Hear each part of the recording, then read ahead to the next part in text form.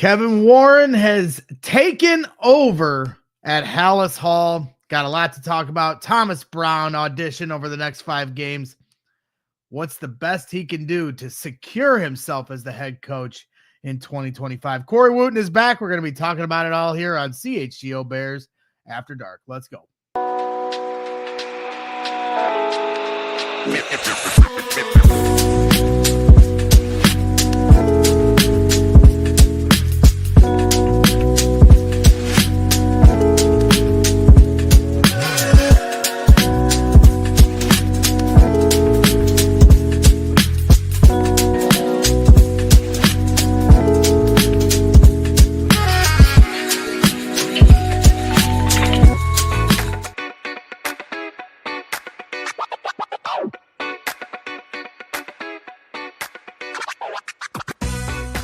Welcome back to CHGO Bears After Dark, presented by our guys over at ComEd.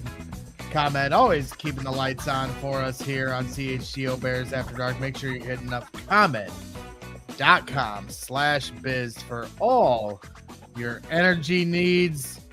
I'm your host, Greg Braggs Jr., and alongside me, as always, is our guys, Corey Wootton and Joey Christopoulos. No Adam Rank here tonight. He's got soccer practice that he's got to attend to all week long. Busy soccer schedule, so we gave him the night off, even though we have a ton to talk about. But, you know, hopefully you guys had a really great Thanksgiving. The last time we were doing this show, Corey, we asked the question, would Matt Eberflus still be the head coach the next time we did a CHGO Bears After Dark? Mm-hmm. And the answer was no. So let's just get it out of the way right here. Good. Your reaction, because we haven't talked to you since last Monday. Yep. So obviously we can talk about the game. We can talk about the whole Friday process. We can talk about everything that was talked about on Monday. But let's just start off off the top and your reaction to Matt Eberflus being fired.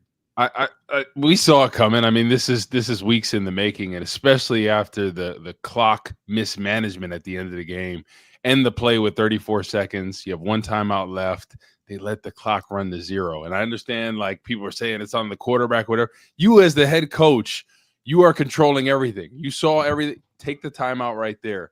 Just didn't understand that. So time after time, he kept in these critical game situations, mismanaging situations.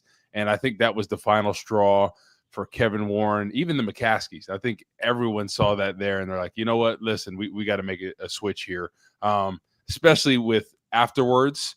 You turn on every media outlet, everyone's calling for Matt Eberflus' job. And I think that kind of just put the nail in the coffin. And I'm glad they made that decision, because I think Thomas Brown, what he's done with the offense has been incredible. And I know it hasn't been perfect at times, but what you're seeing with Caleb is a completely different player than we saw with Shane Waldron.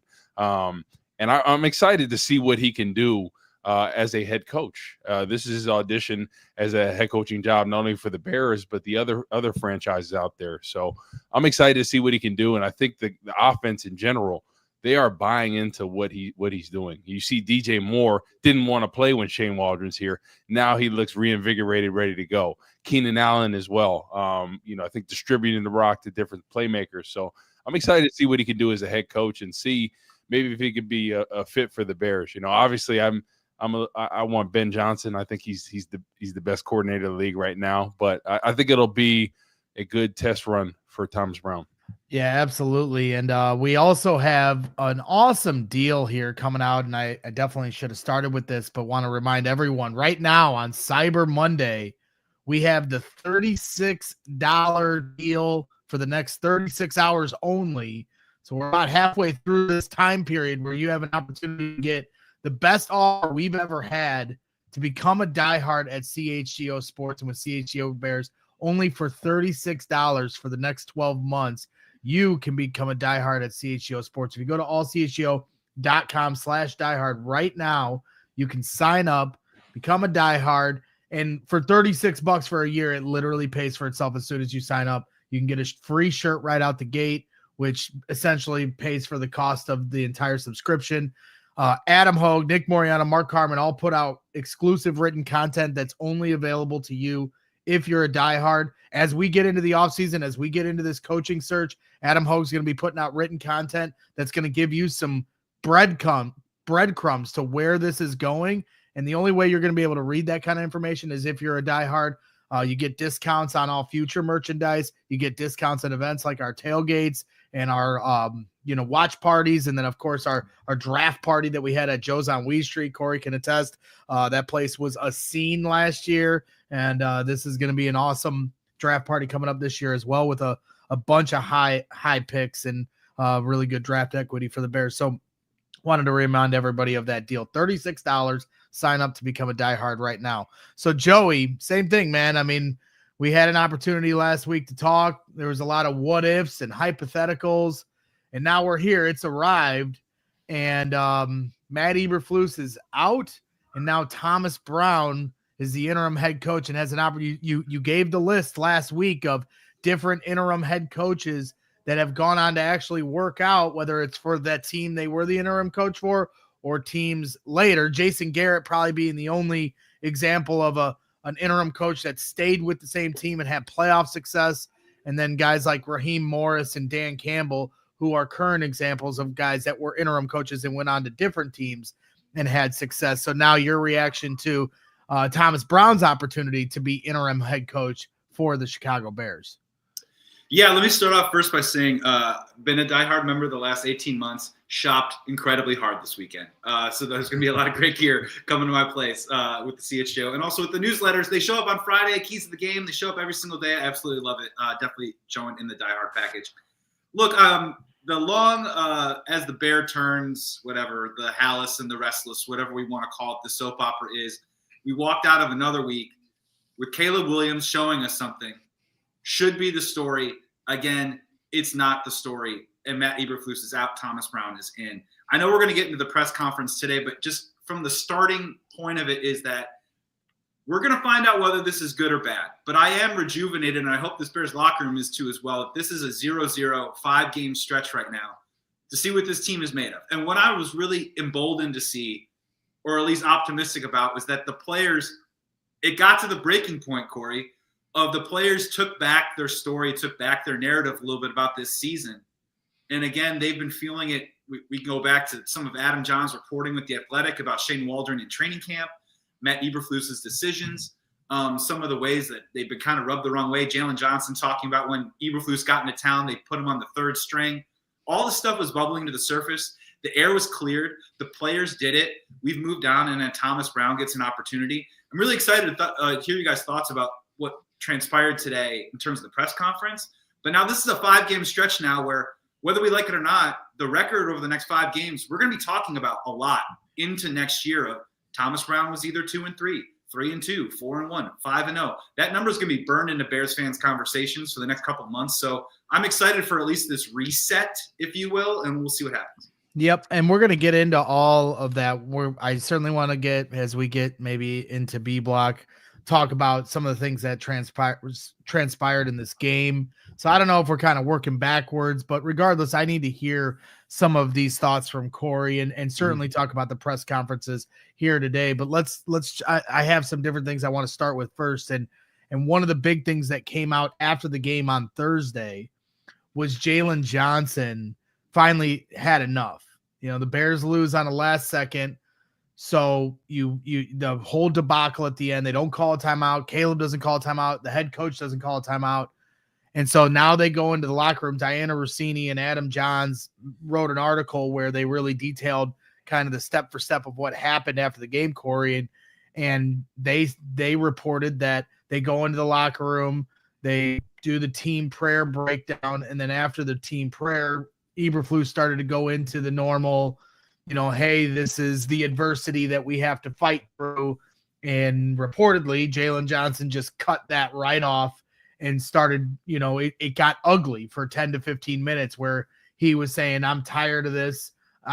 This is, I've been doing this for 5 years, so I don't want to hear this crap anymore, to paraphrase. And he was on 670 Score earlier tonight in a good interview with those guys kind of echoing that, it's kind of like enough's enough. So for you as a former player in a locker room, when words start getting exchanged at that level, have you ever experienced anything like that? A, and B, if it gets like that with a coach, like where do you go in that moment? Yeah, I've never experienced anything like that, to be honest. But I kind of saw that coming. Like I feel like his press conferences after some of these heart-wrenching losses, the gut-wrenching losses, like it just seemed too positive, right? And there's a certain sense of accountability that you have to take. And I think he just didn't do that. I think he was too positive in losing badly. Like you can't be positive about some of these losses against Washington. This one, the one against Green Bay. There is no sense of being positive. There's no moral victories, and I think that's what Matt Eberflus.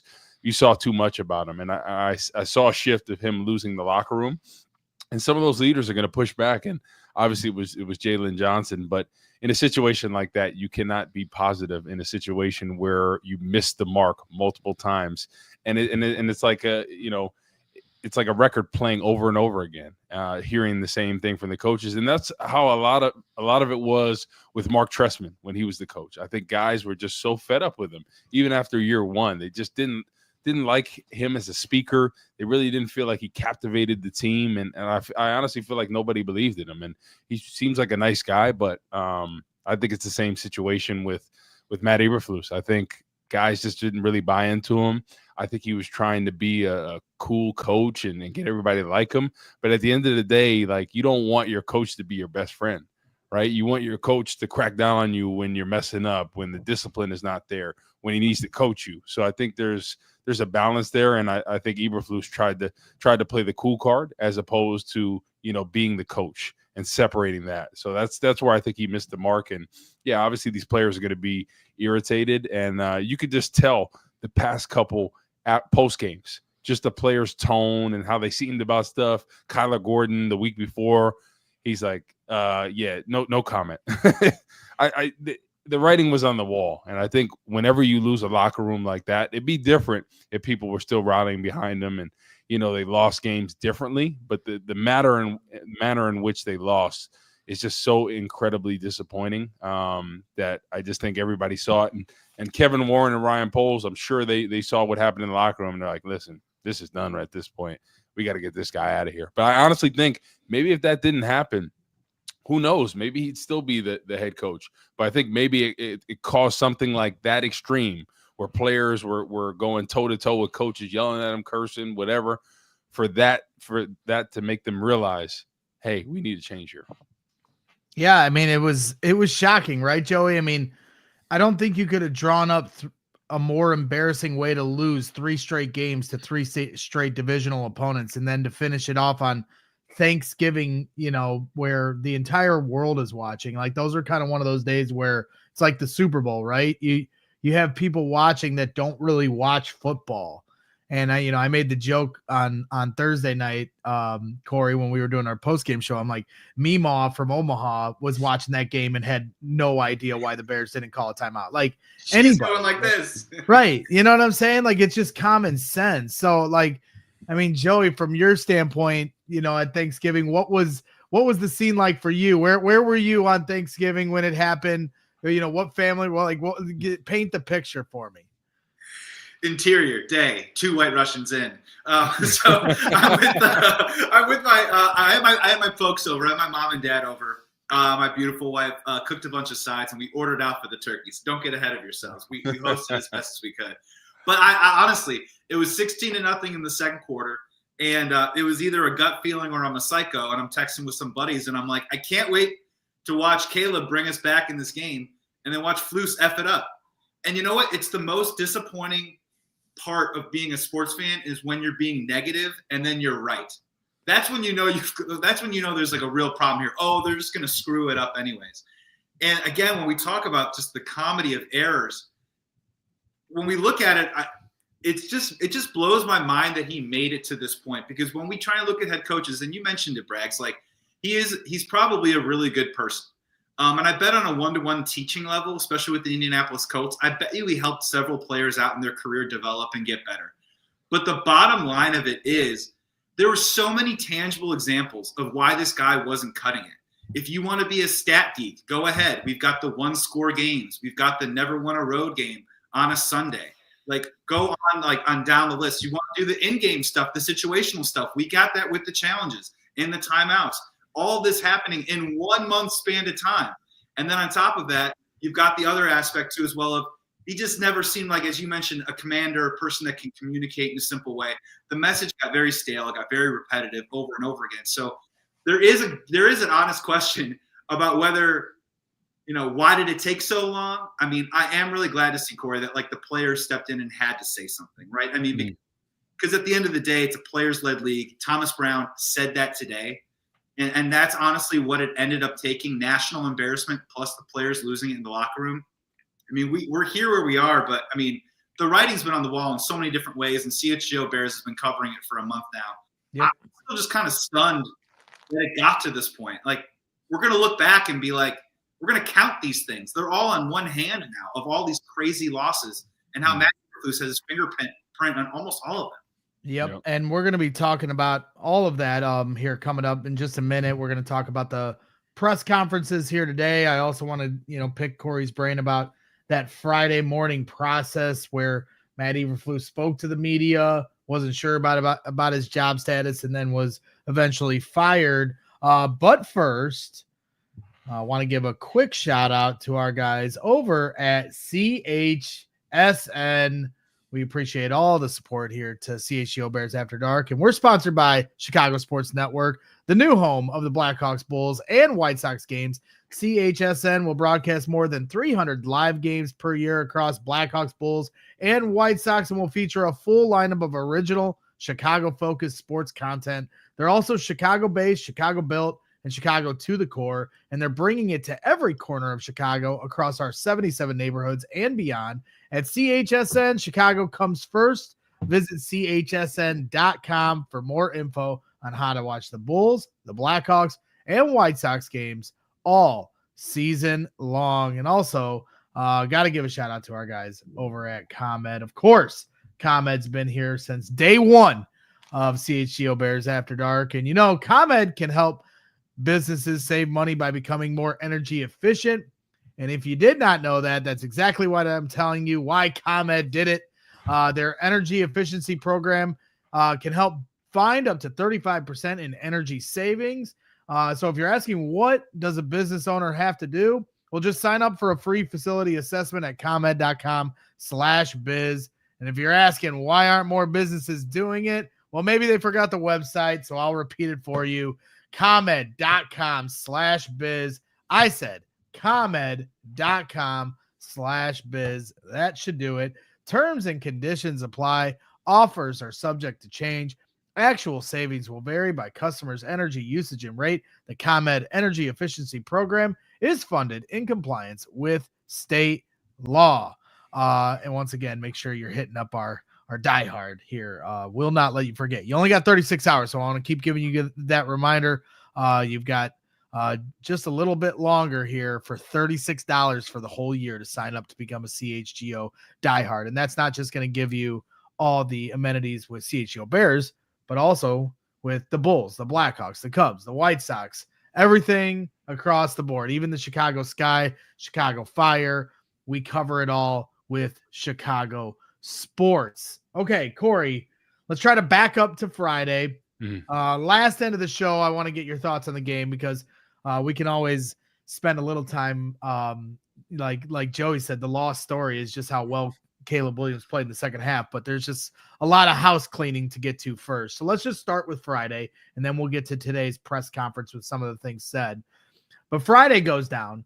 On the Thursday show, I predicted that Matt Eberflus would be fired by 9 a.m. The reason I came up with that number or that time was because they scheduled Matt Eberflus to meet with the press at 9 a.m. So common sense told me that they would have a decision made on this guy. I never expected them to fire him on Thanksgiving night.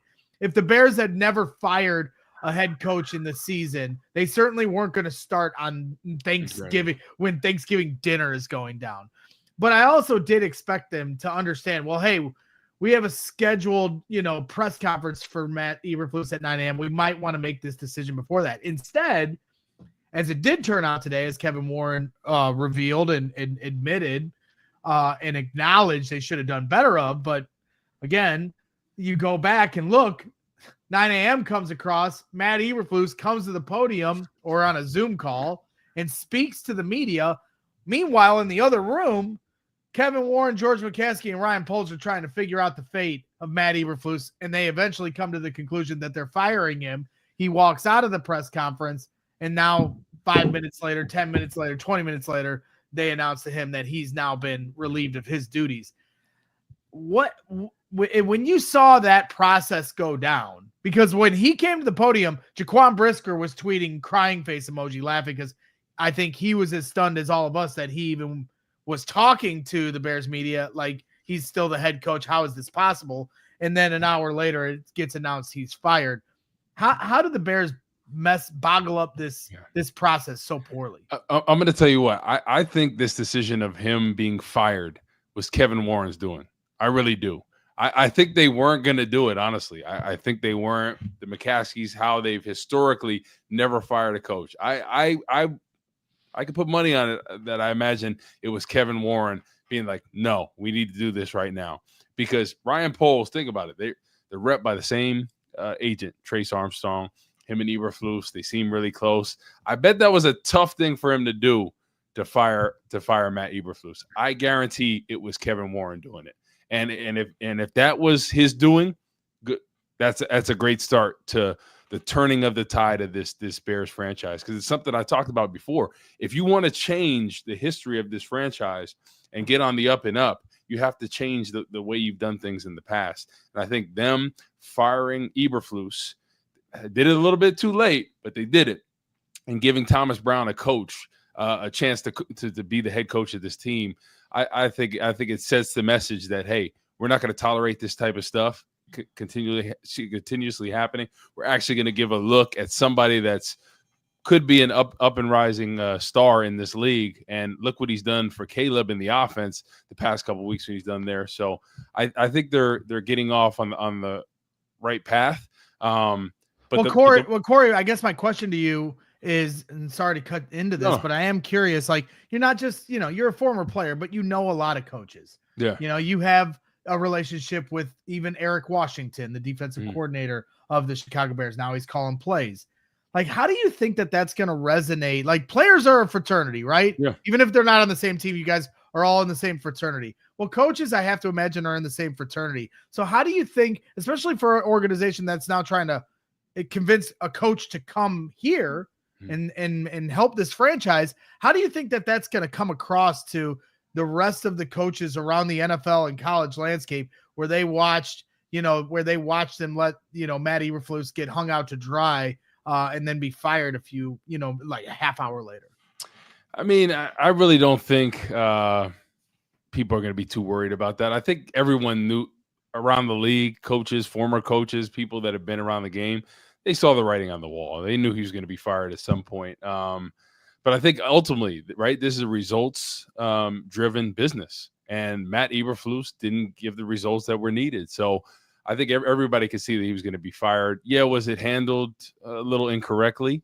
Definitely. But I think they hadn't made the decision at the time. I honestly, like I said before, I think this was Kevin Warren's doing. I think they didn't want to do it. They wanted to keep status quo of what they've been doing, and I think he forced the issue, because I guarantee Ryan Poles was not pressing to fire his guy, Matt Eberflus.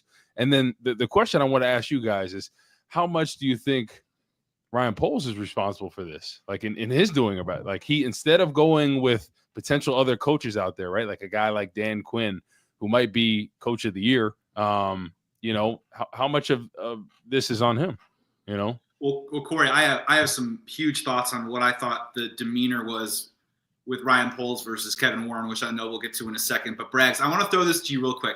And if it's cool, man, I'd love to join and book a 2-night stay on Meatball Island just really, really fast. And I have a very fundamental question I want to ask you, Braggs. Like, I totally get it. Thanksgiving night, you want to be with your families. I'm no Scrooge on that. Don't get me wrong. But Braggs, Rise and shine, dude. You telling me they couldn't do it because they had a meeting at 11 a.m., that they had to let him do a press conference at 9 a.m.? What happened to the Ryan Poles video of him getting up when dawn and getting into the office early? I mean, I get it, but the holiday's over, and this is one of the most pivotal firings and moments in Chicago Bears history because Caleb Williams is on this team. Braggs, man, answer me that question, dude. They couldn't do it because they had a meeting at 11. You're telling me they weren't texting or Zooming early on the morning? I don't get it. No, it's inexcusable, and it wasn't even 11 a.m. They did have their meeting at 9 a.m. and While he was doing it, okay. and Eberflus's press conference was at 9 a.m. But regardless, knowing that, like, to me, it's unacceptable completely across the board. You have the opportunity the night before to make a decision. Yes, it's Thanksgiving night. And so you have to make that decision. You know that he has a press conference at 9 a.m. You got to get to the office a little early, guys. Sorry, figure it out. And so that there's just no excuse for it. It's not a good look. It's all in the past now. Michael Curry's in the chat asking who cares. Well, we care, Michael, and that's why we're talking about it. So I apologize to you if this is something that isn't a topic of conversation for you. But at the same time, this is literally relevant to today's conversation. So if it's annoying to you, I promise you we'll start moving on to head coaching talk here soon. But we have to cover what happened over the weekend. And there's no hiding from the fact that the Chicago Bears completely messed this up on Friday. So if you're asking who cares, I would say Matt Eberflus certainly cared. And I know that there's probably coaches around this league that took exception to it. So, and you're caring because you're in the chat commenting on it. So just relax, sit back, and enjoy the show.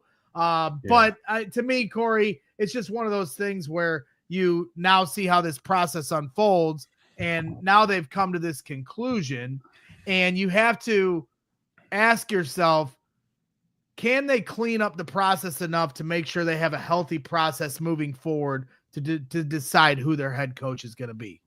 Yeah, I think they might have to get an outside consultant potentially as well, because you cannot mess this up in a situation where you have a quarterback that people are raving about, right? Kevin O'Connell, talking to Caleb after the game, all these different coaches seeing how talented he is and how he's going to be a stud for some time now. You have to get this right. You have to get this head coach right. You have to get the offensive coordinator right. And there's no ifs, ands, or buts about it. You see what he can do when there's a good game plan, there's a good coordinator with Thomas Brown that's only been a couple weeks doing this, and Caleb looks like a different quarterback. So imagine, who knows? Like, I guess we'll see as this season unfolds how he continues to improve with Thomas Brown. And hey, who knows? Maybe Thomas Brown could be a viable option.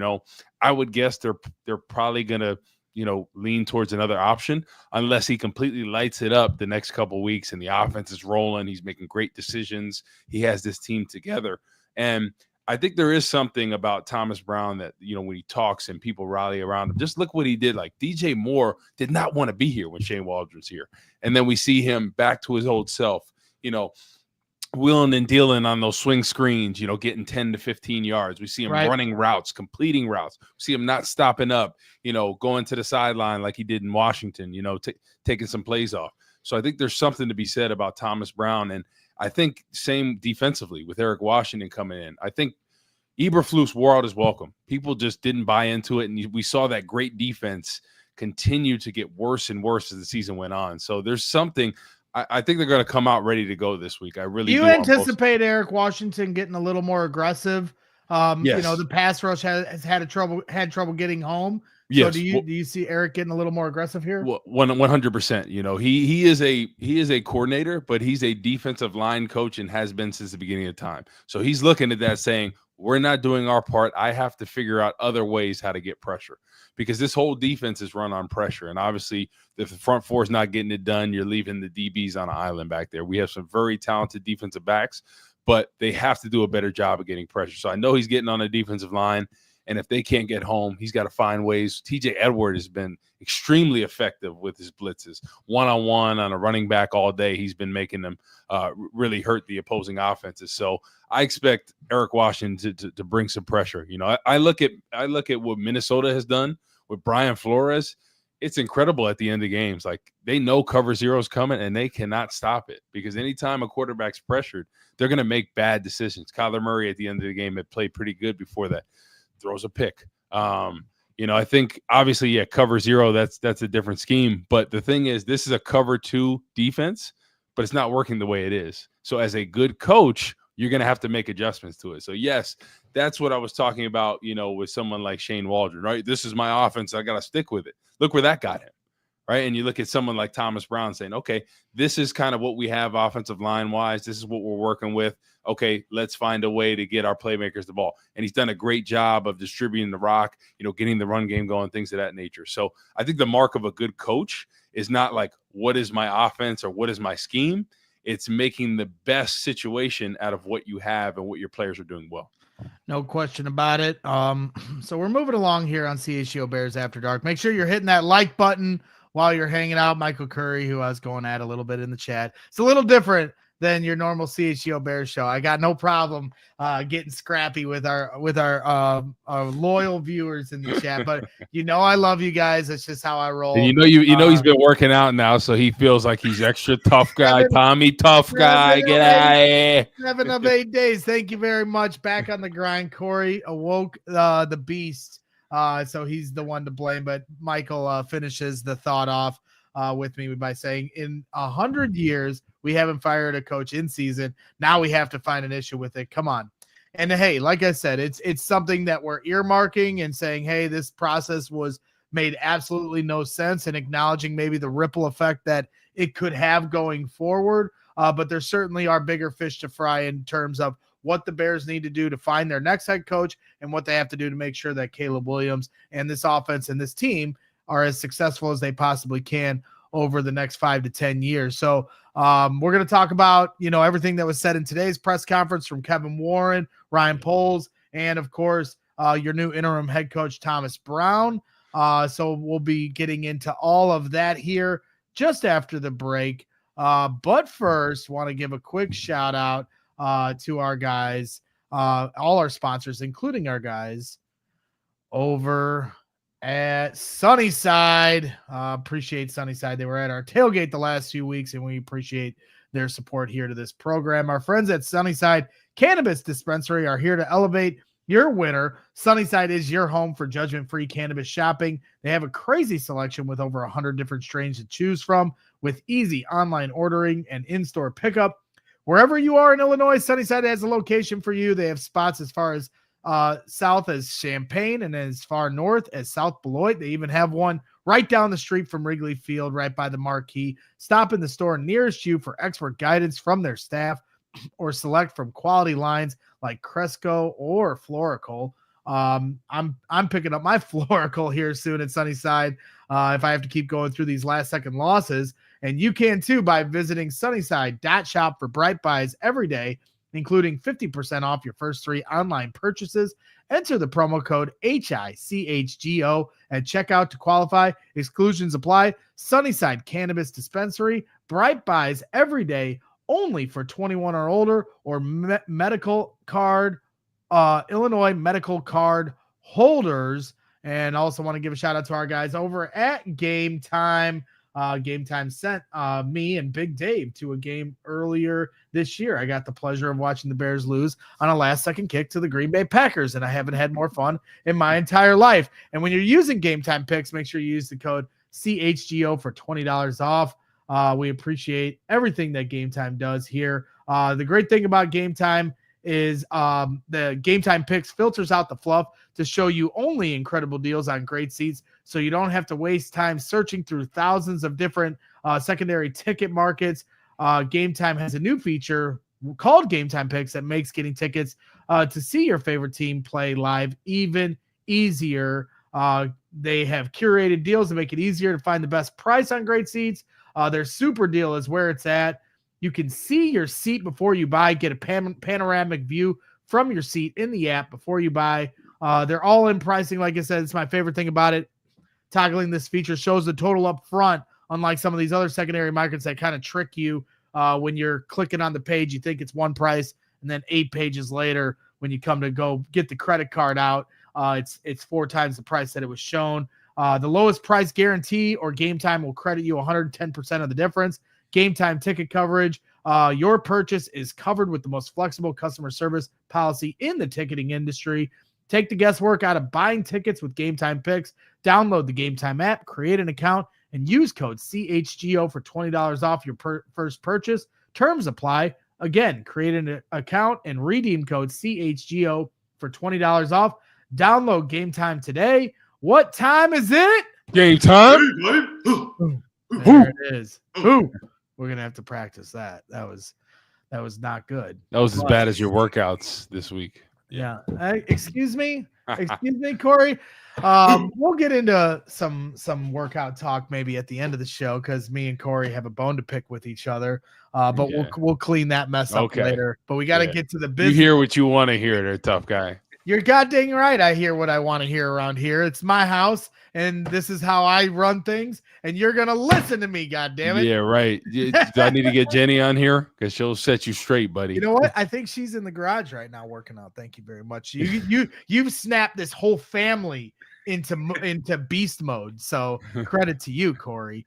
But yeah, so today, Kevin Warren, Ryan Poles speak to the media for the first time after making the decision to fire Matt Eberflus over the weekend. And then, of course, Thomas Brown has his first press conference as the interim head coach. Let's start with Kevin Warren and Ryan Poles. Corey, I'm assuming you had a chance to kind of go over, that press conference. Kevin Warren certainly asserting himself. First, he announces that Ryan Poles will remain the general manager, and he will now be the point person in deciding who will be the next head coach. But I think maybe the turn for Kevin Warren here, as opposed to some of his other press conferences, it seems like he's no longer going to be on the sidelines for any kind of football decision. So any question that any fan had of his involvement with not just things that are of stadium operational details, but the play on the field and the team on the field, it seems like Kevin Warren is all in to this process. And somebody that, worked for this organization, took checks from George McCaskey and the McCaskey family and played for this beloved team, the Chicago Bears. Now you see a president in Kevin Warren asserting himself like this. What is your what's the vibe from you when you see that? Like, do you think that this is a good thing, or does this worry you because he doesn't necessarily have the coaching or playing experience background of some other presidents around the league? Yeah, I mean, I'm not as concerned. I think from the vibe I got from seeing the interview of both Poles and him, it seems like, I don't know if I interpret this incorrectly, but it seems like Kevin Warren is the one calling the shots. That's how I interpret it as, which I think could be a good thing, because I think the problem with Ryan Poles, I think it was really hard for him to make this decision. I do. I think this was Kevin Warren's doing. I just get the vibe that, Eberflus, Poles, they're boys, same agent, that it was a tough decision for him. And I think sometimes you need those people to make those tough and critical decisions. And I think Kevin Warren's going to do that, right? Obviously, Ryan Poles, as a talent evaluator, he's done a good job of some of the Bears picks, and, getting guys like DJ Moore and Braxton Jones has proved to be a viable asset, a late round draft pick. What he's done with Kyler Gordon and Brisker when he is healthy, drafting a guy like Caleb Williams that, seems like he's going to be the real deal. So I think he's done a good job with that, but I think you need somebody in place, because when I played, I feel like Ted Phillips was more in the background of things. And I like that Kevin Warren is starting to be in the forefront. And I think, that, like, when that ended, I got the vibe that Kevin Warren is running the show and making maybe the final decisions on things. Obviously it's going to be a collaborative effort, but I think you have to change the way things have been for so long, and hopefully this will right the ship, because I think they got it right firing Eberflus. They had to do that, and now you get a situation where you can really evaluate Thomas Brown. I know Sean McVay has spoke very highly of him. The players themselves, DJ Moore had said, like, great things about him, other players as well, just what he brings on a daily basis, holding people accountable, things like that. And, the biggest takeaway I got from him was saying that he's going to unify this team, which means exactly what we saw was a team that wasn't together. And I think, he can do that, because I think people have been rallying around him offensively. And hopefully they can do the same thing defensively. Coach Eric Washington can get that defense together, because I think they've been a shell of themselves, especially stopping the run. Multiple weeks they've struggled to stop the run. And if you have any chance in this league, like, for a while it was like, oh, the two-system running back.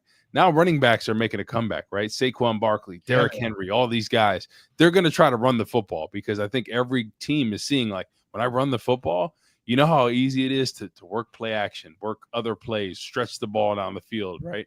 It keeps defense on their toes. So I think the Bears defensively really have to do a better job of stopping the run. Obviously, we know they have to bring pressure, but to get to that point, you got to be able to stop the run. And hopefully Thomas Brown in general, like he said, is going to unify the team. And I think it's just the critical game time decisions, which, I think I'm hoping somebody will be in his ear, kind of like his right-hand man, to help him with some of those situations, because this is his first go at being a head coach. So I think it's definitely going to be challenging, but I mean, I like his demeanor. I like his vibe. And obviously that only gets you so far. It's about proven results. I think he's proven himself as an offensive coordinator.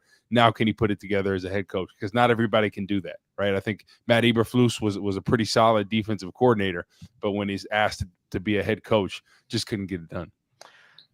Joey, watching that press conference, I've always been anybody that watches this program knows I'm a big advocate for Ryan Poles. I've been an apologist for Ryan Poles. I had started to meet my wits end over the last month and a half, 2 months, with as this team started to melt down and wanting Ryan Poles to be more aggressive in the actions I thought that needed to be taken. And I see the chats kind of going back and forth about exactly why this got held up. There's obviously a lot of theories that George McCaskey was the one holding this up, which certainly would make a lot of sense. I think there were some reports out there that said that both Ryan and Kevin were done with this after the Patriots game, and George was the one that needed to be fully convinced of this, which would certainly make a lot of sense. Now, I'll say before I throw it to you, Joey, that the things I had heard dating back to last January, like I heard David Kaplan say today that Eberflus and Poles were an arranged marriage. And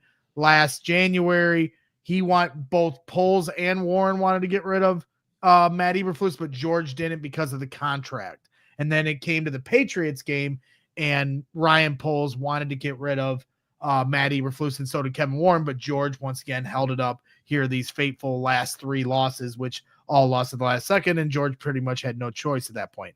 The only thing that's conflicting that I heard personally, and you can take this for what it's worth, but I had heard last year that Kevin Warren did want to get rid of Matt Eberflus at the end of last year, and it was Ryan Poles that wanted to keep him. And if you hear what Ryan Poles was saying, if Ryan Poles wanted to get rid of Matt Eberflus, like as strongly as he was speaking on him in the decision to keep him last year, I don't know if he would have gone to those lengths if it was something that Kevin Warren and George McCaskey, if George McCaskey was forcing onto them. Did you have something to add, Corey? No, I was going to say, don't you guys think that's like a conflict of interest with them having the same agent and all that stuff? 1,000%. When you talk about outsourcing, Corey, honestly, the Trace Armstrong connection is the version of the Chicago Bears doing an Ernie Accorsi, Bill Polian. We're going to outsource to you, and you're going to provide as clients, and we're going to work with you. And that way the Chicago Bears don't have to, the upper front office, the McCaskeys don't have to know everything about everyone and have relationships across the NFL, because they're a little bit more of a traditional franchise. So here's the thing with me is I really do want to get to talking about Thomas Brown, because I do have really positive things to say about what I just took in. Yeah, but first, before I do that, Corey, man, we've been working together for 3 years.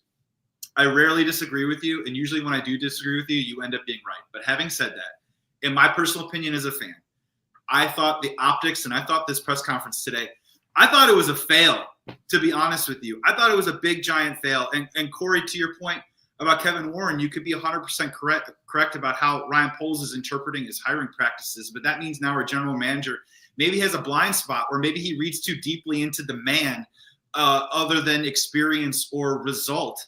And for me personally, I thought that press conference was really strange. I thought Kevin Warren, of course, should address the team of where we're going moving forward, but I thought he talked way too long.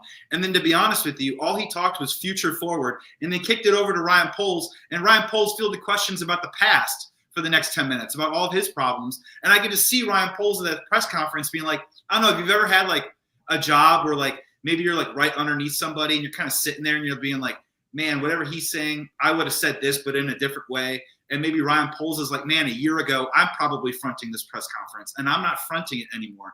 And I'm sorry for the people that are like, who cares? But like, if you just want to eat the sausage, eat the sausage. But we here at CHGO Sports, we're interested in how the sausage is made because all this stuff leads into itself.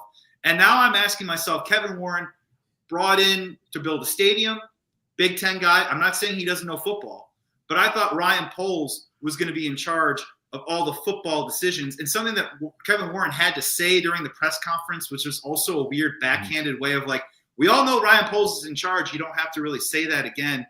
And now I'm curious of like, does Ryan Poles' decision-making have to meet some sort of synergy with Kevin Warren's bigger picture of the franchise? And how does this all work? And it leads back up to the McCaskies. And honestly, you guys were talking about on the show today, Braggs, about like just the demeanor of Ryan Poles. It was different today. I mean, and I can tell that the season's gone sideways, but he just didn't seem to have at least like that cogent, solid ability of like what we're going to do move forward. And he kind of sort of seemed stuck up there. And I felt bad for him. Yep. And now I have more questions than I have answers, to be honest with you. I didn't like that press conference at all. I think it was a tough decision for him firing Eberflus. I do. I think they were really close. They're friends.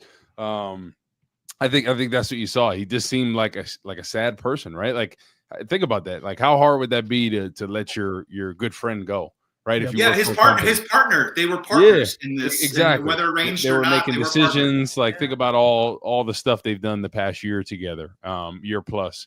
So they built a good relationship. But at the end of the day, it's a results based business, and they didn't get it done together. So, you know, in my opinion, I think part of the reason why they kept him is obviously what we talked about, the whole Trace Armstrong, them repping the same people. I think it was convenient for them at that time, as opposed to what's the best situation as far as head coach. And, you know, I think Matt Eberflus, the way the defense was playing so great last year, the last 5 to 6 weeks, that bought him some more time. And ultimately, like, I feel like it kind of masked exactly the type of coach he was, just because the defense was playing well. And, you know, as a player, when you're side of the ball, right, Matt Eberflus, defensive-minded coach, when they're playing well, you're not worried about how the offense is doing. You're like, hey, we're rocking, we're rolling. You know, if they don't score, they don't win. And I think that was the whole thing. They were riding high, playing well, getting turnovers, you know, things like that. And I think it masked a bigger problem of him as a head coach, because none of those games towards the end of the season mattered last year. So it really didn't matter. So we're not looking at everything with a fine-tooth comb. And this year, starting 4-2 and then losing 6 games straight, you're like, oh, shoot, there's a lot of problems here. And I think that was evident all along, but I think we were masked by how good the defense was playing. Yeah, Denver mattered last year, dude. You know what I mean? Right? Like, Yeah, Denver mattered, Detroit mattered, Cleveland mattered, Washington mattered, Green Bay mattered, Minnesota mattered, Detroit mattered. But people were excited to get the first round pick again, because, you know, some people were of the hey, let's keep Justin Fields. Other people were like, no, we'll get a better pick if we keep losing, right? We'll get the number 1 pick overall again, and we'll get number 1, number 2. Yeah. Yeah. So they were like, oh, if we lose, but the defense plays well, that's fine. We'll handle the offense. Well, and now exactly. Now it's reverse this season, right? Because I think the Bears sit somewhere at like 10th in the Tankathon right now. I think they're picking like 10th or something. I haven't checked it since the NFL week isn't completely over yet. But regardless, you know, if they keep losing games, they might find themselves with another top 5 pick. But as opposed to last year, where you're like, okay, the defense is playing well, but we keep losing games, and now we have 2 top 10 picks.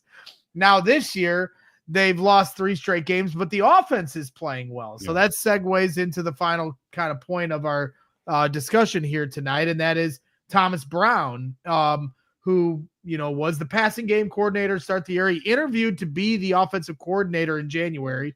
They choose Shane Waldron over Thomas Brown. Shane Waldron gets fired. Passing game coordinator Thomas Brown now becomes the OC for the job that he once interviewed for, and takes this offense that had once lost 19-3 to the Patriots, and then in the next 3 games has this offense playing as good a football as they've played all season long, arguably against their 3 toughest opponents they've played all year.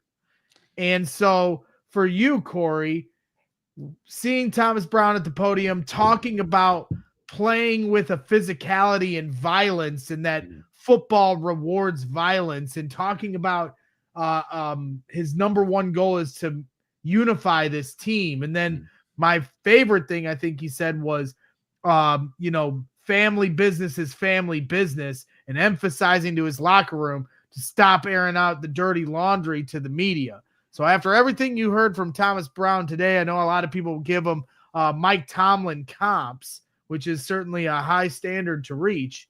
Your impressions of Mike Tomlin, not just for what he's done offensively these last 3 weeks, but now his potential to be the head coach and the leader of the Chicago Bears.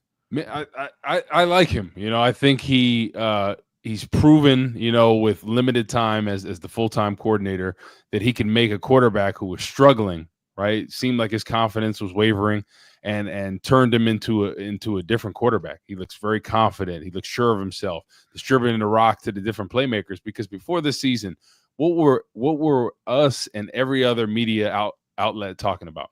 The weapons for the Chicago Bears. On paper, they got some of the best weapons. And we went through a period where we could not get the rock to any of those weapons. And since Thomas Brown has been the coordinator, especially after that losing streak, they are still performing well offensively, right? Keenan Allen's getting touches. DJ Moore seems like a new person. He's reinvigorated right now. Swift has got going. Cole Kmet is somebody that gets targets and touches. There's so much more rhythm to the offense. And I think that's the mark of a good coordinator. Just his calm demeanor, when they show him in the booth, just seems very calm, cool, and collective. And then you see Shane Waldron early in the year. He's like, you're shaking the play sheet. I'm like, what the heck is going on with Buddy over here? But I just like his vibe. I like his demeanor. Obviously, being a head coach is a completely different thing. And I think now it's his audition. What can you do in a situation where the previous coach lost the locker room? I think that's evident, right? How can you, like he said, unify this team? How can we come together? And it would be a great thing if they could stack some wins, or even be very competitive in games and make better critical game situations, right? Leave it in a situation where, hey, you did everything you needed to do. You called the timeout when you need to. You got the ball closer for your field goal kicker that has a low trajectory, right? You're making these critical game adjustments, taking timeouts when needed, right at the end of the Washington game, things like that. And I'm hoping that it'll work out, because then it would be a great decision that the Bears have to make. Hey, is he going to be our guy, right? We see the chemistry between he and Caleb, right? He seems like a proven game caller now that he's been able to do it with him. And I think it makes good, because then whoever else they're looking at, here's an option at home that, Caleb feels confident with. Because the only thing is, you just don't want to continue to bring in new coordinators, right? I played with Jay Cutler. He had multiple play callers, and Caleb's younger. He's still developing. He has the talent there. A lot of people are going to want to work with him.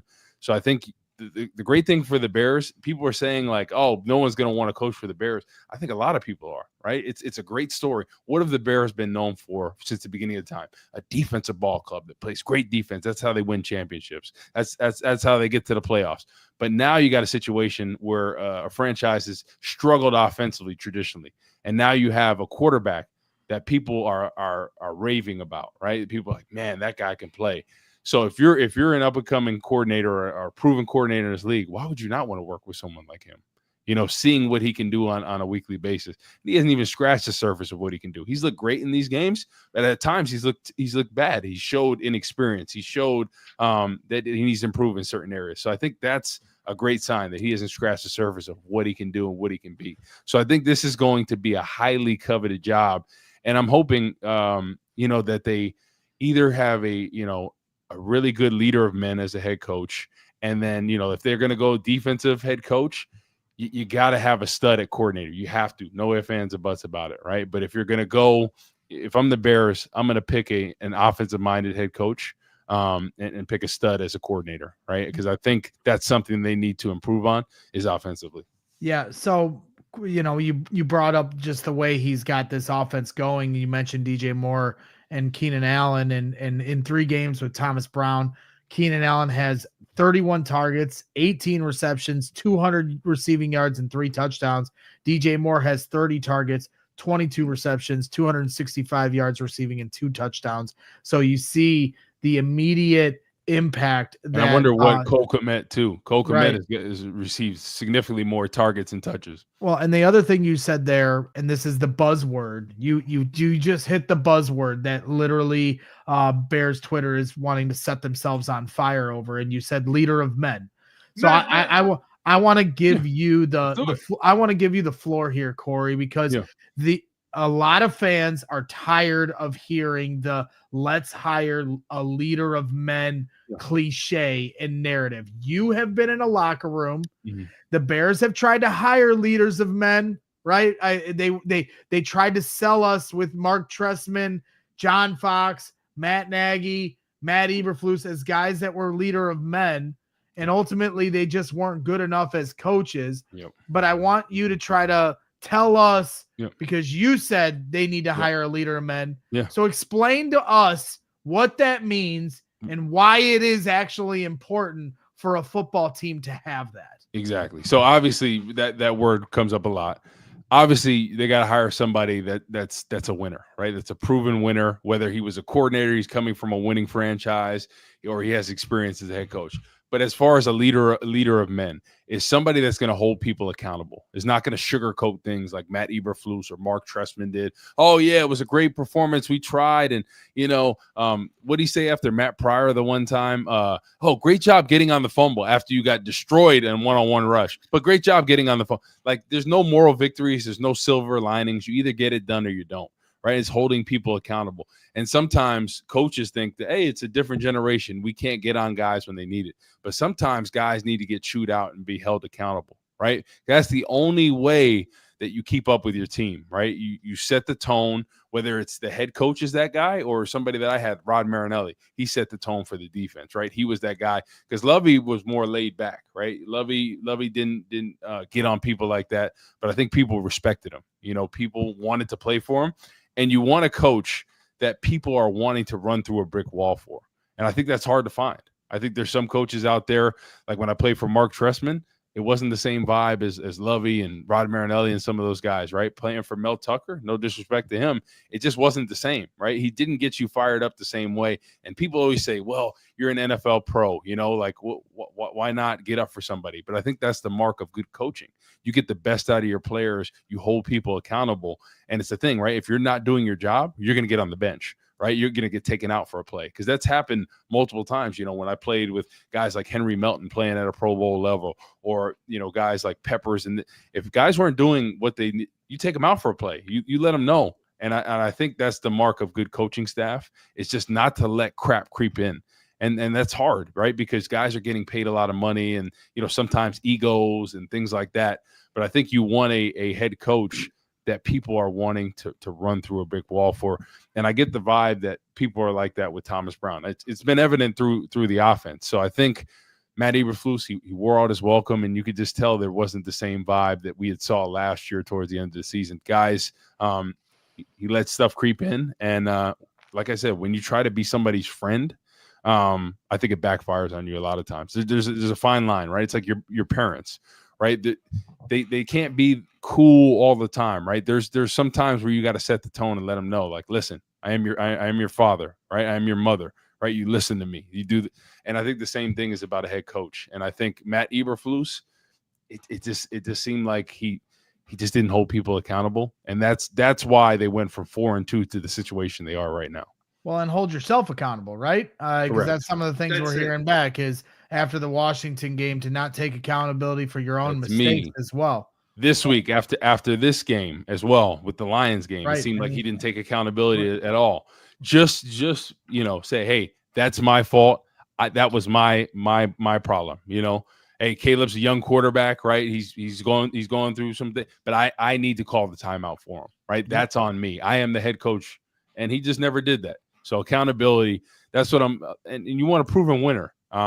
I think that's the biggest thing is, you hire this person, you hire that person, but you gotta hire somebody that is a proven winner that comes from a lineage of great coaches, whether, because not everybody's going to have head coaching experience.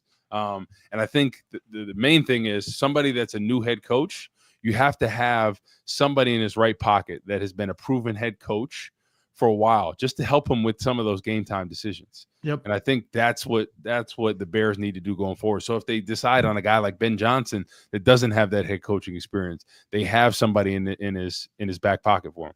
100%. And we're going to be spending all of the next month and then a few weeks into the offseason talking about the head coach. This will if you're watching on Roku or Samsung or Xfinity, you can head over to our YouTube channel to watch the rest. Make sure you go to allchgo.com/diehard to sign up. Once again, like I said, $36 for the year. This is our Cyber Monday deal. You only have the 36-hour window to sign up for this. So if you go to allchgo.com/diehard, you can get that deal right now. We have so much that we could go over. I definitely wanted to talk about, the performance that Caleb Williams had in the second half, but we've already reached the hour mark. If it comes up in our last few thoughts, we'll cover it. But, it's just one of those things where there's so much to unpack. We could literally go 4 hours and we're not going to do that, but we got plenty of weeks to go here in the regular season. And then of course, a few weeks into the off season, we're going to start getting our clear answers on who the potential head coach could be, and maybe it could be Thomas Brown. Chubbs82 comes in with a $2 super chat saying, "Stop hiring scared little boys and hire a man." Chubbs, I'm 40. Yeah, I'm a man. I'm 40. Hire Mike Gundy. Chubbs82 once again, $2 super chat. He believes Poles should have been fired as well. So it's certainly a lot of fans' opinion, but Kevin Warren came out today and said that will not be happening. So he'll be. But if I could say one thing about that, a part of me thinks that when Ryan Poles first came in, right, he's a young general manager. I think he's a year older than me. I think he's 38 years old. So young GM, right? Probably didn't want to ruffle any feathers, and they're probably like, "Hey, you need to keep this guy in Eberflus just to make the transition that much easier." So maybe did he get kind of guilted or swayed in there because he didn't want to ruffle feathers? I'm this new GM. They did that to Pace. They did that to Pace, though, with John Fox, Corey. Exactly. So my thing is like this. You got to stand up for what you – if he truly believed in Eberflus, hey, so be it. But if he didn't and he kind of got guilted into doing it or swayed into doing it, that's kind of on him at that point, right? As the new GM of a team, you want to take accountability for what you do because at the end of the day, it's a reflection on him. It is. Yep. So when people are looking at, hey, whose fault is it? Hey, it's Ryan Poles. I mean, that was his decision to keep him, right? After, I guess Matt Eberflus to him did enough, or he was swayed by the organization to keep him and not ruffle any feathers with the team because maybe they thought they finished good and, they're heading into the offseason on a positive note defensively. But, I guess hindsight's 2020. You can't change the past, but all you can do is change the future now. So that's why going forward, they have to pick the right guy. I know it's been said time over time like a broken record, but this is so critical to the Bears' success because you got a stud at quarterback, right? You have weapons. You got DJ Moore. You got Rome Odunze. Keenan Allen probably not going to be here next year unless they could work out a friendly deal that makes sense. Cole Kmet's here for a while. Swift, you got him for a couple more years. A lot of that offense, especially the playmakers, are there. I think if they can build the trenches, that's what I've been shouting from the mountaintops because I think that's the key. Going forward is the trenches. You have a great quarterback, protect him. You look at some of the best franchises as far as what they're doing offensively. There's a correlation to what they can do protection wise and holding up and, being able to assert their dominance on the offensive line. I think offensive defensive lines to me are the most critical parts of this offseason more so than ever, right? Obviously you got to get another weapon potentially at wide receiver. But I think this offseason is built on the trenches. That's how you are going to take the next step as a franchise to be a contender every year. Because you look at the Lions, you look at their offensive line, you look at their defensive line, right? Green Bay has some studs over there. Minnesota as well. Defensively, what they're able to do. So it's got to be to the trenches. This offseason, hats off to the trenches. 4 picks in a row should all be trenches, baby. Yes. Austin all in the chat saying, "Braggs, I'm an Ohio State fan and a Bears fan. Can you please provide me some words of comfort?" No, I can't. You're doomed. Yeah. And Braggs, me and Joey just got done talking about the Ohio State-Michigan game, and I did not see this coming. Joey did not see it coming. Hail to the victors. I mean, Ryan Day, that seat is getting pretty hot, right? You can't beat. He's got to go far in these playoffs, don't you think, Joey? Real quick though, I got a Coke and a smile here, real fast for him. Provide you some comfort. Is your season over? It's not over. Guess what? You're going to be playing in a couple weeks in a playoff game. You got plenty of chances to still get the natty. And I'm sorry, I get it. It hurts. You can win the national championship and Michigan's beaten you 4 years in a row, but it's called the regular season. So you know what I mean? Drink some fiber, stay regular, Michigan. You're going to the playoffs, Ohio State. So just relax, man. Your season's not over. You're fine. Unlike the Bears, whose the season's over. So that's what I would say. Okay. I like it. You need to talk to the Bears too. Yeah. All that flag planning going on over the whole day on Saturday was quite entertaining. All the different fights breaking out. Yeah, you know what? I didn't realize. Yeah, I was gonna say I didn't realize we could mace our opponents after we lose, and I think the Bears should start instituting this just to make me feel better when the game's over. No, I'm kidding. Chubbs82 heads in $5 super chat. There's a reason Mike Tomlin and Harbaugh's coach for years because they are not weak men, and that's all the Bears hire. Chubbs going in hard on all the weak coaches out there. This was an interesting question from S. Enable. Woot, do players even watch press conferences? So when we see, the head coach go after the Washington game and say those 13 yards wouldn't matter, or unless that's the most extreme circumstance. But how much do you guys, especially after a loss where you might know it's on you, how quickly are you going to see what the head coach is saying in the press conference about you guys and the team? Yeah, I feel like it was a different time. I'm getting old in these streets, so I feel like social media wasn't as prevalent as it is now. So I guarantee they probably got some alert on their ESPN app or something about, the Matt Eberflus press conference to Kevin Warren. They probably saw little clippings, but I would imagine they were probably not watching the whole thing till completion. But I guarantee they probably picked up some tidbits like, what is this dude about to say, right? Is he going to say, oh, yeah, we did a good job, we played hard, and I'm proud of the guys?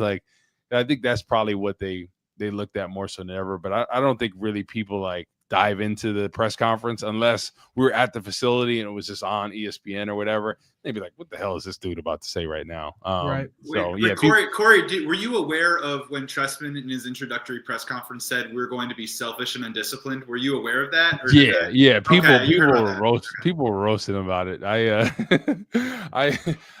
The minute he walked in, I could just tell. You look around the locker room, right, in the meeting room, and you just look around. Everyone's got this puzzled look on their face, and they're like, "This guy is our head coach," from the beginning.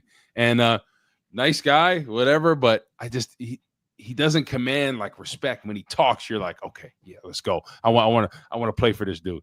There was none of that, right? And I think early on you get a vibe from somebody. And I think that sets the tone unless they prove you otherwise. And that's what I'm looking forward to with Thomas Brown, because I think he's somebody when he speaks, you want to listen. And I like the vibe I get from him. Vibes only get you so far. It's all about results. So, hey, this is audition the next 5 weeks to see what he can do as a head coach, and not only for the Bears, but around the league. Well, we're talking about, I'm trying to round third here on this show, but there's a lot of different interesting questions in here. You're talking about college football. You're talking about coaches. So I'm curious your thoughts, guys, on Marcus Freeman became this hot name Sunday morning. Everybody was putting it out. I'll give credit to Adam Hogue. He was the first person to bring up Marcus Freeman's name as somebody that might be in the discussion on Wednesday. But then yesterday or Sunday morning, all these insiders were saying that the Bears could potentially be interested in Marcus Freeman, the head coach of Notre Dame, to be the next head coach for the Notre Dame Fighting Irish. I've already put my opinions out there on it. I'm a Notre Dame football fan. I wouldn't be that big of a fan of that. I'd like him to stay at Notre Dame just because I think he's doing a good job there. And B, I think it's a huge risk for him to come to Chicago. But I'm curious to hear your opinion, first and foremost, Corey, of somebody like that who, he's 38, he's young. I don't know if he was, because he was on the Bears for a month and a half. Played against him in college. Okay, so he was a linebacker. You played against him in college at Ohio State. So there's some relatability there. He carries himself the right way. But how easy would it be? how easy or hard would it be for a guy like Marcus Freeman to come into an NFL locker room and command the same kind of respect he gets in a Notre Dame locker room? Yeah, I think it's tough. I'm kind of weary sometimes of some of these college head coaches, just because I feel like coaching the college game is a different beast. Like, not saying that he is Greg Schiano by any means, but they tried it with Greg Schiano in the league, and it was a different story. Guys that played for him were like, no, the minute he came in there, he tried some of that college stuff and the rah-rah and all this. Like, people weren't feeling it. But I don't know. I think Marcus Freeman is definitely different than Greg Schiano, but I don't know. I want somebody that has a track record in the NFL. I do for this next head coach, because I feel like this is so critical. It's a huge risk, right? It could pay off, but there's a huge chance that it flops. And I'd rather have somebody from the NFL that's been coaching at this level, because it is a different game. It really is. And I think how to manage locker rooms and egos is a lot different. Like, it's hard enough in college with the way the NIL is and all this. But imagine that in the NFL level, when you got a receiver making $20 million a year, right? You got a defensive end making 25 and all this. Like, it is hard managing different personalities and all that. And sometimes college coaches just aren't fit for that. Yeah, 100%. Yeah. If I can just add into that, just super quick, is first, let's see how the CFP 12 kind of shakes out a little bit. Again, I want to keep an open mind with everything. If anything, I think we should also, if we want to talk about college coaches, I think Dan Lanning should be on that list. I mean, well, we're going to go there with Oregon. Yeah, I mean, I'm just going to keep it brief. Like, I am a little skeptical about that. I feel like it's bad timing right now with where the franchise is, where Caleb Williams is right now. When we talk about, the bigger aspects, Corey, in the locker room, anything in life, accountability, responsibility, when you care about something like that, there's consequence. And can you set the tone to be able to deliver consequence and set standards and lines? And Marcus Freeman might become a great NFL head coach. My back at my cheap seats thought on it would be, maybe it would take him a year or so to get the locker room to really buy in, to be like, hey, this guy's for real. This guy, this guy's coming correct. So I just think it'd be bad timing. I just don't know why a college coach should be a consideration for where the Chicago Bears are right now. Yeah, it's not a great timing thing for sure. Total Malarkey, $5 super chat saying, good news, boys. Mike McCarthy is known for his great clock management, and he might be available this year with a Trace Armstrong client. Trace Armstrong client. Well, and so is Marcus Freeman. So that's everybody's trying to tire. Corey, are you a Trace Armstrong client? Like, I mean, we're trying to. No, I wasn't. Mike McCartney was my agent, not Mike McCarthy. Used to be a Priority Sports, now with Varnerchek, but yeah, Trace Armstrong is not my agent. So okay, good.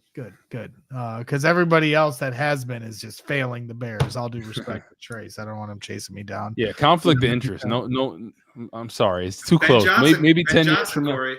Ben Johnson is too. Trace Armstrong client. Okay, yeah. I'll take that one, because it's worth it to me. But hey, he reps everybody, man. Well, that's the thing too. Is like, I'm trying to point out, like, he does. He reps a lot of people. CHGO Cram, putting you on the spot here. When's Corey coming to he puts a fire emoji, CHGO tailgate, but the next two might be kind of chilly because I think the next one's December 22nd at the corner of Wabash and Cermak. Diehards get 20% off.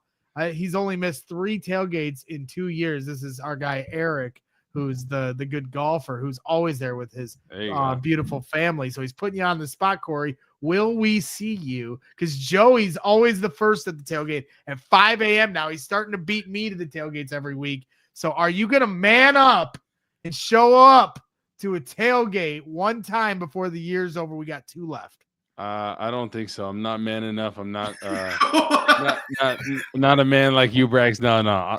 I'll try to go to the next one. Honestly, I think I'm clipping this. I will. I mean, as long as you keep working out, I think I'll. Well, and that brings us to our final topic. Here we go. Last Sunday, Corey's trying to bet me that if I don't go to the gym a minimum of 4 times a week, that I have to pay him $100 every week that I don't get there of the 4 days.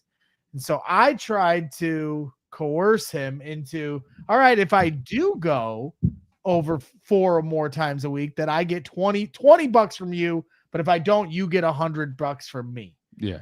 And I felt like Did I ever agree? I felt like there was a nod, a verbal nod, like a nod? non-verbal nod. Like, No, what did I say to you? I said this is a one-sided bet. I said it's a win-win for you because if you get it, you work out, you're keeping healthy for your family, yourself. And I said if not, you owe me money. So it's gonna force you to work out. So, and then when you work out, it's good for your health. I have to win something out of this, out of more than just my health, because you are keeping me from Taco Bell, which is you think it's a good thing, but it's also torture for me. Joey, you got to be it's the holidays. Yeah, thank you, mediator Joey. And Braggs, the thing about it is it doesn't matter if you eat McDonald's or you eat Taco Bell. If you eat in a calorie deficit, you're gonna lose weight. That's true. That's true. So you can still enjoy your Taco Bell, but you just got to do it within your calories. Right, within reason. No, you're 100%. I think I've got one, and I think it's awful. So here's what it is. If Braggs goes to the gym 4 days a week for the next 3 months, he can pepper spray Corey in the studio. But if Corey comes to the tailgate, one more tailgate this year, he can pepper spray Braggs. Win-win. I don't want to deal with that pepper spray. Let Joey mediate this. Exactly. He's got a sick mind, man. Man, this is crazy. Gary Ross correcting us here in the chat saying Ben Johnson's agent is Richie Flowers, not Trace. Okay, my bad. And then he adds, Joey is wrong, just like his IU takes. Ooh. Oh, just like my DMs on Twitter from Gary Ross. That sounds right. Yeah, Gary, if they go one and done in the college football playoffs, are you gonna cry? He probably will cry. Probably. He probably will cry. IU basketball got beat up last week. I was sending him texts about it. So yeah, but Braggs, back to this bet real quick. Okay, let's get. I never agreed to anything. You had in your mind $20 and all this. Yeah. And let me ask you. Hold on. So you worked out today, right? Yep. What did you do for your workout? Well, I'll tell you, because I have a workout routine that I do every day. I have 6 different workouts, and I know that our viewers are just so locked into this. They're like, "Oh, I cannot wait to hear this." So I'm going to tell you. I did chest, tris, and core today. I did incline dumbbell bench press, dumbbell bench press, decline chest, cable flies, tricep rope push down, tricep dips, tricep overhead extension, and then lying leg lift. Tomorrow I have back, traps, and buys. So then I'll have leg day the day after. Wait, can you put arm day every day? Because your arms You know what? I don't want to hear it. That's right. Big Body Braggs. And I'm going to put Big Body Braggs is going to put Corey in a body bag when I'm done with this. 3 months from now. Oh, yeah. Bro, you could lift. You could take steroids. You never put nobody in a body bag. There. Yeah. Well, never. I'm just saying. Fine. You want to come off the $20 bet that you agreed to? I don't care. That's fine. But you're gonna come up with something. We're gonna figure this out. All right. And I'll buy you a box of Pro V1s that you're gonna lose in one round. You know what though? You already lost the Pro V1 bet. We already did this about something else. So somebody's gonna have to. Oh yeah, I owe you some noodles. So yeah. I forget the other than noodles. You know what? I look forward to seeing you here on Sunday. The Bears play the San Francisco 49ers on the road. We are live. If you're new to this program, we are live after every single game, pre-game and post-game for every game that we do. And then obviously we're live every single day, Monday through Thursday. We do take Fridays off. And then we also have our, of course, CHGO Bears After Dark, where we do our thing. So we appreciate everybody tuning in. Make sure you subscribe once again. Final reminder, become a diehard at allchgo.com/diehard. The Cyber Monday deal is running out. You still have time. $36 for the next year, and you can get a free shirt as soon as you sign up. Discounts on any future shirts, discounts on events like the tailgate we just talked about, exclusive written content for diehards only. Adam Hogue just put out some written content from everything he learned from the press conference. Nick Moriano also putting some really great stuff in there exclusive to you. So make sure you're signing up for that. So that certainly wraps things up here for tonight. We had so much to cover. So my apologies if we weren't able to get to it all. but we'll let you guys enjoy the rest of your Monday night. Joey, thank you for all that you do here on the program. Corey, we appreciate all your insights as always. We look forward to seeing you here in studio coming up on Sunday for the 3:25 kickoff of Bears 49ers. Did you have anything to add before we take off, Corey? No, I'm just excited to see your biceps not change at all. Oh my gosh. I'm glad I'm glad I threw it to you to finish with that. So that being said, please hit that like button on your way out. Thank you for everybody to tune in. Better days ahead, Bears fans. So always keep your head up and always bear down. We all silly like the mayor.